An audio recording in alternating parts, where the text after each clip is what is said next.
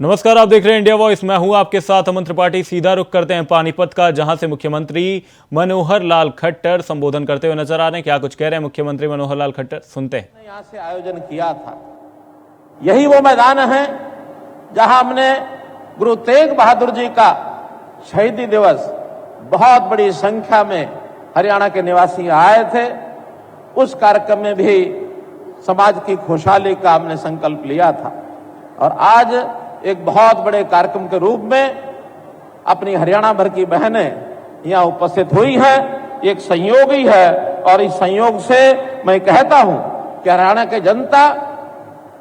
की जनता संकल्प लिया है कि हम अपने समाज को मजबूत बनाएंगे, सुदृढ़ बनाएंगे और इस बढ़ती हुई हमारी जो गति है सुख समृद्धि की, इसमें हरियाणा को और आगे बढ़ाएंगे, ऐसा मेरा मानना है। आज जैसा प्रातःकाल मौसम थोड़ा गर्म हुआ, बाद में इंद्र देवता प्रसन्न हुए, मौसम को अच्छा किया और अब चूंकि कार्यक्रम का एक स्वरूप आगे बढ़ने वाला है तो फिर से मौसम खुला है। इस दिन के लिए मैं भगवान का भी धन्यवाद करता हूं। भाइयों बहनों, जैसा हमको पता है आज का दिन भगवान शिव जी से ये जुड़ा हुआ दिन है। कहते हैं कि माता पार्वती को आज ही के दिन उन्होंने पत्नी स्वीकार किया था, उनकी शादी एक हुई थी। तो इस प्रकार से इस दिन का अपना एक महत्व है और आज ये हर्ष और उल्लास का यह त्योहार है। ये केवल इंसानों के लिए नहीं है, मैं समझता हूं प्रकृति का भी ये एक त्योहार है, क्योंकि वर्षा काल के समाप्ति के बाद एक खुशहाली, एक हरियाली ये प्रकृति भी पैदा करती है। और यदि इस वर्षा के कारण से कभी कोई मानो संकट भी आ जाए, जैसे भी बाढ़ आई है, तो उसके बाद हम अपनी दिशा को ठीक करने के लिए एक संकल्प भी लेते हैं कि किसी संकट को पार करने के लिए हमारा जो धन धान्य अब आगे होगा, उससे इस संकट भी हमारे दूर होंगे। भाइयों बहनों, महिला का सम्मान, समृद्ध हमारी संस्कृति, ये जैसा बताया कि त्योहारों का एक प्रकार से बीज तीज ने बोया है, तो इसके अंदर हमारी जो खुशी का एक लहर का जो एक प्रारंभ होता है, लोकगीत हैं, लोक संगीत है, हमारे यहाँ रागनियां हैं, सांग है, खुशी का उद्गार, ये इस तीज से प्रारंभ होता है। कैसे प्रकृति में इसके जो संकेत मिलते हैं। अभी एक चीज शायद आपने कभी देखी कि नहीं देखी, मैं छोटा होता था, गांव में बरसात होती थी, यही दिन होते थे, वर्षा के बाद रेत में से, वैसे तो बहुत वर्षा के लाभ होते हैं, एक चीज हमने उस समय देखी, एक तीज नाम का जीव, कुछ प्रदेशों में उसको लाल गाय कहते हैं, छोटा जीव होता है, रेत में से निकलता है और जब हम जाके देखते हैं, हथेली पर लेके रखते हैं, मखमली एकदम, इतना प्रकृति का सुंदर रूप, उसको भी तीज कहते हैं। तो इस तीज के नाते से आपने पता नहीं उसको कोई भी देखा नहीं देखा, संयोग ऐसा है कि अब चूंकि हमारे जमीनों में रासायनिक खाद का उपयोग होने के कारण से, चाहे तीज का जीव हो, चाहे केचुआ हो, इस प्रकार की चीजें अब ये समाप्त हो गई हैं। भाइयों बहनों, तीज त्योहार के समय हम लोग हरियाली के लिए स्वयं भी प्रयत्न करते हैं। जगह जगह मैदान में, जगह जगह हमारे खेतों में, हमारे स्कूलों में, हमारे सार्वजनिक स्थानों पर पेड़ लगाने का बहुत बड़ा हम काम करते हैं। और पेड़ लगाने से भी, जैसा ये एक प्रदूषण की बात कही गई है, उसको समाप्त करना है, जैसा ये ग्लोबल वार्मिंग की बात कही गई है, उसको ठीक करना है, तो ये पेड़ लगाना, ऑक्सीजन बनाना, एक बहुत बड़ा काम इन दिनों में हम करते हैं। और मुझे लगता है कि हम सबको संकल्प लेना चाहिए कि हर व्यक्ति साल में एक बार किसी अच्छे प्रसंग पर, चाहे हमारा कोई जन्मदिन का अवसर आ जाए, चाहे हमारी और किसी प्रकार की कोई वर्षगांठ आ जाए, हमको जीवन में वर्ष भर में एक पेड़ लगाना चाहिए। सारे जीवन में 10, 20, 30 अगर हमने पेड़ बढ़ा दिए तो बहुत बड़ा प्रकृति के साथ एक प्रकार का हम सम्मान करेंगे और मानवता के साथ न्याय होगा। भाइयों बहनों, जैसा बेटी बचाओ बेटी पढ़ाओ की बात हमने की, यह प्रदेश एक समय था बेटी मारने वाला प्रदेश माना जाता था। लेकिन मैं धन्यवाद करता हूं प्रधानमंत्री जी ने इस प्रदेश में अलख जगाई। जो 871 उस समय हमारा जेंडर रेशो हो गया था महिला और पुरुष का, वो आज बढ़कर के 927 हो गया। भाई बहनों, 927 हो गया। बहुत बड़ा अंतर एक उसमें आया है। महिलाओं के सशक्तिकरण के लिए हमने बहुत से कार्य किए हैं, चाहे वो शिक्षा क्षेत्र हो, चाहे वो राजनीतिक क्षेत्र हो। हमने पंचायतों में 50% महिलाओं का प्रतिनिधित्व तय कर दिया है कि हमारे प्रतिनिधि पंचायती राज में जितने पुरुष होंगे उतनी महिलाएं भी होंगी। और ये हरियाणा पहला प्रदेश है इस प्रकार की गारंटी देने वाला प्रदेश। शिक्षा में हमने महिला कॉलेज, जितने पिछले 5 साल में 7 साल में कॉलेज हमने खोले हैं, आधे कॉलेज केवल महिलाओं के लिए हैं, बाकी आधे कोएड एजुकेशन के हैं जहां महिला पुरुष दोनों पढ़ सकते हैं। एक प्रकार से महिलाओं को पढ़ने का अवसर और ज्यादा बढ़ गया है। और कभी कभी तो मुझे भी हैरानी होती है, जब कभी पुरस्कार वितरण के कार्यक्रम स्कूल में, कॉलेज में, यूनिवर्सिटी में होते हैं, तो मैं देखता हूं उस प्रथम लाइन में जो टॉप करते हैं उसमें 80% छात्राएं होती हैं, मात्र 20% लड़के रह गए। अच्छी बात भी है, थोड़ी चिंता की बात भी है। अब कभी छात्रों का, बेटों का सम्मेलन होगा तो मैं कहूंगा भैया मुकाबले में थोड़ा आगे बढ़ो, वरना संतुलन दूसरा गड़बड़ा जाएगा। महिलाएं काफी आगे बढ़ गई, पुरुष पीछे रह गए, तो समाज में संतुलन ये भी अच्छा नहीं है।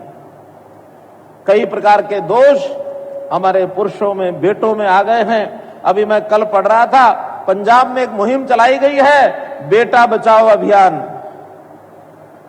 उन्होंने बेटा बचाओ अभियान क्यों चलाया?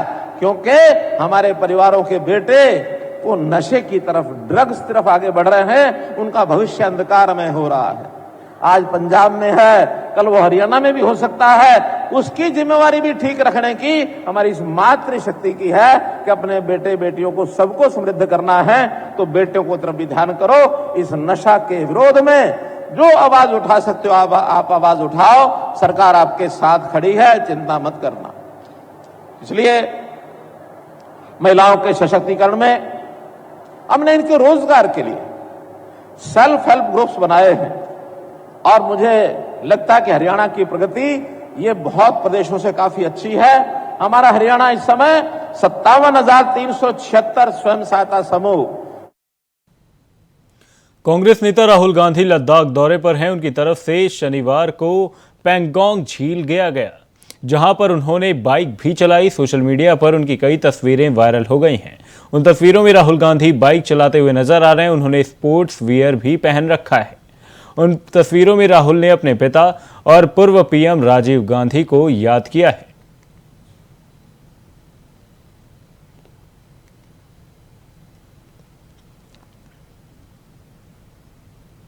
साउथ के सुपरस्टार रजनीकांत यूपी के दौरे पर हैं। इस दौरान उन्होंने यूपी की राज्यपाल आनंदीबेन पटेल से मुलाकात की है।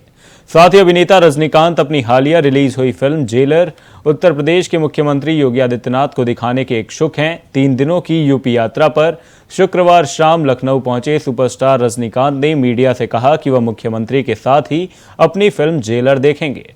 उन्होंने आज मीडिया से भी बात की और अपने कार्यक्रम के बारे में कुछ जानकारी दी।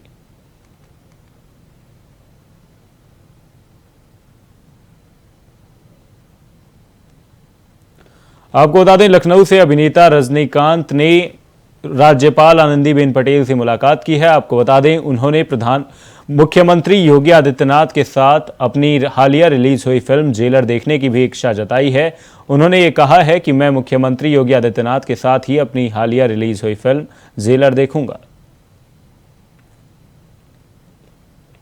मुख्यमंत्री योगी आदित्यनाथ शनिवार को अयोध्या दौरे पर पहुंचे। सीएम योगी का जनपद में दर्शन, पूजन और भ्रमण कार्यक्रम प्रस्तावित है।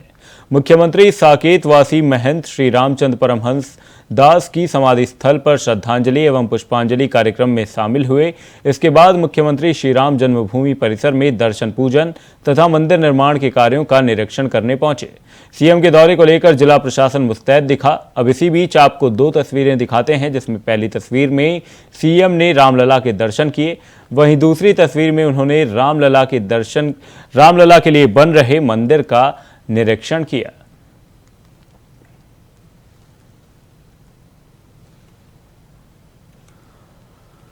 मुख्यमंत्री योगी आदित्यनाथ राम मंदिर के निर्माण कार्यों का जायजा लेने के लिए रामनगरी अयोध्या पहुंचे। पहली तस्वीर में आप देख सकते हैं कि सीएम योगी आदित्यनाथ ने रामलला के दर्शन पूजन किए। इस दौरान वो कई अधिकारियों से भी मिलते हुए नजर आए। साथ ही दूसरी तस्वीर का अगर रुख करें तो सीएम योगी आदित्यनाथ रामनगरी में बन रहे राम मंदिर का निरीक्षण करने के लिए पहुंचे। इस दौरान उनके साथ इंजीनियरों की टीम भी नजर आई।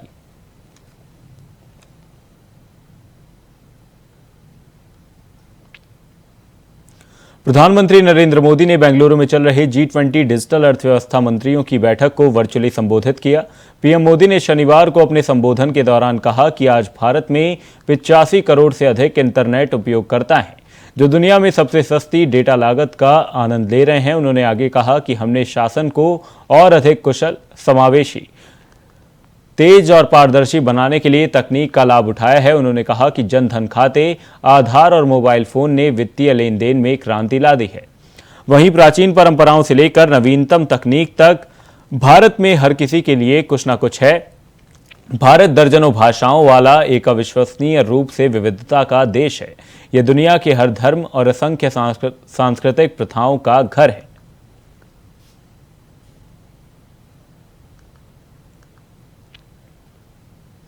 भारत की डिजिटल क्षेत्र में बढ़ती उपलब्धि को गिनाते हुए केंद्रीय स्वास्थ्य मंत्री मनसुख मंडाविया ने कहा कि कोविड के दौरान दुनिया भर के लोग अपने साथ टीकाकरण प्रमाण पत्र लेकर आते थे, लेकिन भारतीय नागरिक कोविन ऐप डाउनलोड करते थे और प्रमाण पत्र दिखाते थे। संजीवनी प्लेटफॉर्म के माध्यम से 3 लाख से अधिक लोग ऑनलाइन चिकित्सा परामर्श ले रहे हैं। वहीं भारत डिजिटल क्षेत्र में आगे बढ़ रहा है। हमने देखा है कोविड क्राइसिस के दरमियान दुनिया के लोग वैक्सीनेटेड होने का सर्टिफिकेट लेके, फिजिकल सर्टिफिकेट लेके ट्रैवल करते थे, और Indian citizen CoWIN platform app को डाउनलोड करके डायरेक्ट उसमें से अपना सर्टिफिकेट दिखाते थे। इंडिया की स्ट्रेंथ है। वैसा ही ई संजीवनी प्लेटफॉर्म के द्वारा जो टेलीकंसल्टेशन हो रहा है, डेली 3 लाख से अधिक टेलीकंसल्टेशन होना, गांव में रहने वाले दूर सुदूर के लोग को स्पेशलिटी डॉक्टर की सलाह मिलना, राय मिलना, ये बहुत बड़ी बात है। उसका खर्च भी बच जाता है, ट्रैवलिंग भी बच जाता है और उसकी ट्रीटमेंट भी हो जाती है। यूनिवर्सल इम्यूनाइजेशन में रिकॉर्ड क्रिएट करके उसका सर्टिफिकेट किया जाए, उसके लिए भी आने वाले दिनों में हम आगे बढ़ेंगे। उसका प्लेटफॉर्म रेडी हो चुका है, डिजिटल टूल्स भी रेडी हो चुका है।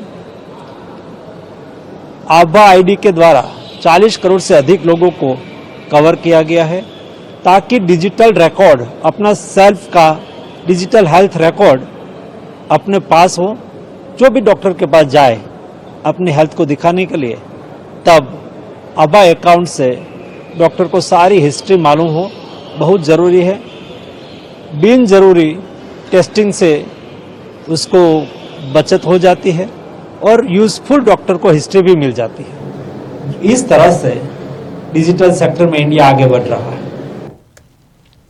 राष्ट्रीय राजधानी दिल्ली से सटे गुरुग्राम में शनिवार सुबह को हुई बारिश से जहां राहत मिली है, तो वहीं नतीजतन कई जगहों पर लंबा जाम लग गया।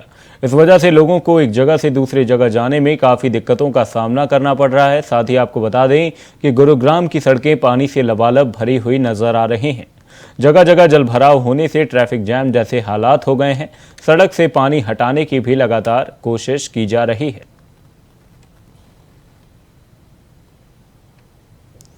खबर गुरुग्राम से, जहां पर दिल्ली गुरुग्राम एक्सप्रेसवे पर लोगों को जलभराव से परेशानियों का सामना करते हुए देखा गया। आपको बता दें, शनिवार की सुबह हुई बारिश से जहां गुरुग्राम वासियों को राहत मिली, वहीं बारिश के बाद भारी जलभराव देखा गया।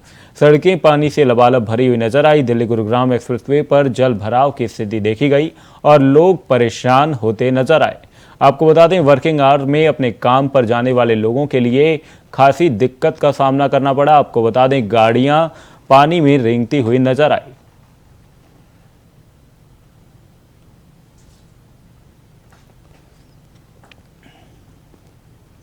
कर्नाटक की राजधानी बेंगलुरु में सांगोली रायन्ना रेलवे स्टेशन पहुंचने के बाद उद्यान एक्सप्रेसवे में आग लग गई। आपको बता दें, उद्यान एक्सप्रेस की यह घटना यात्रियों के ट्रेन से उतरने के 2 घंटे बाद हुई, जिसकी जानकारी दक्षिण पश्चिम रेलवे ने दी। वहीं ये भी बताया गया है कि फिलहाल कोई हताहत या घायल नहीं है। वहीं मौके पर पहुंची दमकल और विशेषज्ञों ने स्थिति का जायजा भी लिया है। खबर बेंगलुरु से है, जहां पर सांगोली रायन्ना रेलवे स्टेशन पहुंचते ही उद्यान एक्सप्रेस में आग लग गई। आपको बता दें, ये आग यात्रियों के उतरने के 2 घंटे बाद लगी। वहीं किसी भी इंसान के यहां पर हताहत होने की कोई भी खबर नहीं है। दमकल विभाग और विशेषज्ञों की टीम ने आग पर काबू पा लिया है।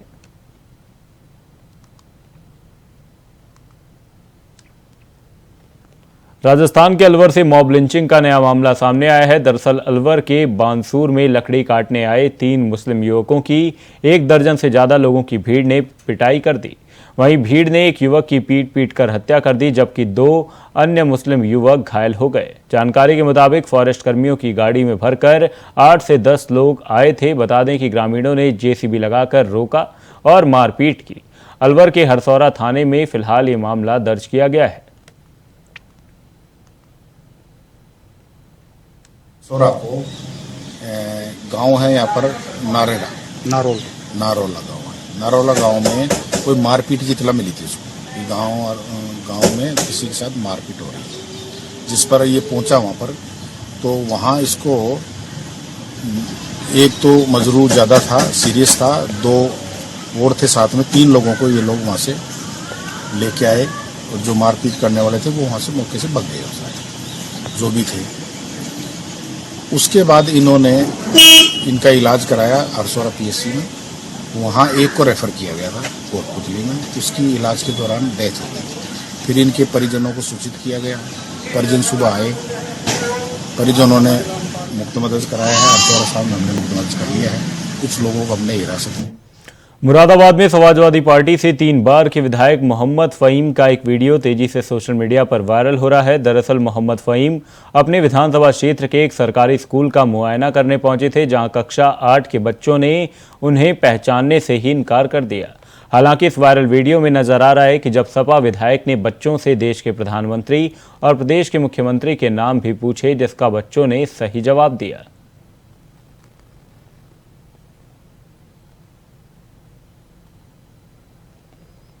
संभल में नाबालिग लड़की से दुष्कर्म के मामले में 2 बलात्कारी को पॉक्सो कोर्ट ने 20 साल की सजा दी है और दोनों दोषियों पर 25,000 रुपए का जुर्माना भी लगाया है। बता दें कि दोनों दोषी ने जादू टोने करके एक नाबालिग लड़की को झोपड़ी में ले गए। उसके बाद नाबालिग लड़की के साथ दुष्कर्म किया। जब लड़की ने घर वालों से अपनी बीती बात बताई तो घर वालों ने तुरंत पुलिस को सूचना दी और केस दर्ज कराया। तो वहीं सरकारी वकील ने कहा है कि यूपी की योगी सरकार में बालकों और महिलाओं के प्रति अपराध करने वालों को बख्शा नहीं जाएगा।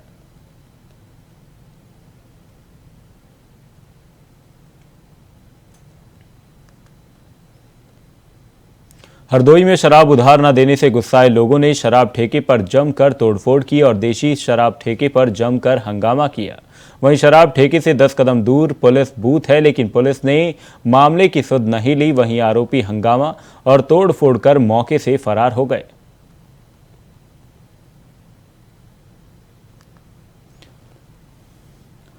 खबर हरदोई से है। आपको बता दें, यहां पर शराब उधार न देने पर लोगों ने तोड़फोड़ की। आप तस्वीरें साफ देख सकते हैं कि किस तरीके से शराब ठेके पर लोगों द्वारा शराब उधार न देने पर तोड़फोड़ देखी गई।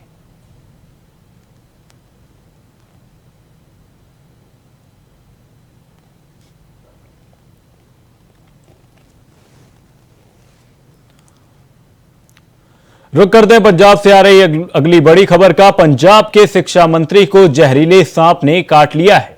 इस वक्त की ये बड़ी खबर आपको बता रहे हैं पंजाब से, जहां पर पंजाब के शिक्षा मंत्री को जहरीले सांप ने काट लिया है। शिक्षा मंत्री हरजोत सिंह बैंस को जहरीले सांप ने काटा है। खुद ट्वीट कर हरजोत सिंह ने इस बात की जानकारी दी है। इस वक्त की ये बड़ी खबर आपको बता रहे हैं पंजाब से, जहां पर शिक्षा मंत्री को जहरीले सांप ने काट लिया है। शिक्षा मंत्री हरजोत सिंह बैंस को जहरीले सांप ने काटा है। इस बात की जानकारी खुद ट्वीट कर हरजोत सिंह ने दी।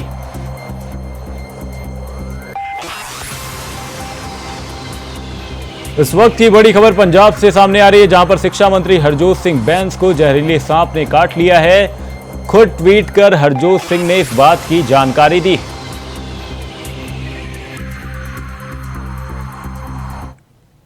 बलिया में नक्सलियों की गिरफ्तारी के बाद सोनभद्र पुलिस अलर्ट मोड पर आ गई है। सीओ सिटी के नेतृत्व में पुलिस ने कई होटलों में छापेमारी की। होटलों में रुके लोगों से पूछताछ की गई और होटलों और लॉज में रुके यात्रियों की आईडी भी चेक की गई। साथ ही किसी भी बाहरी शख्स के ठहरने या पहुंचने के बारे में पुलिस को सूचना देने और बिना आईडी के कमरा न देने की भी हिदायत दी गई है।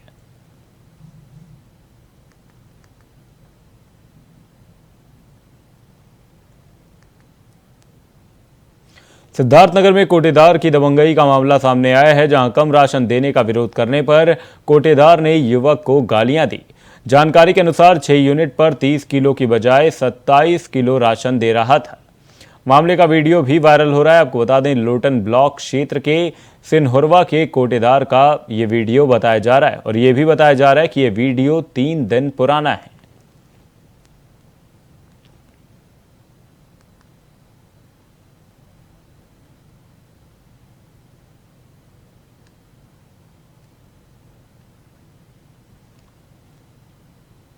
इसी के साथ फिलहाल के लिए इस बुलेटिन में सिर्फ इतना ही। कहीं जाइएगा नहीं, इंडिया वॉइस पर खबरों का सिलसिला रहेगा जारी। नमस्कार।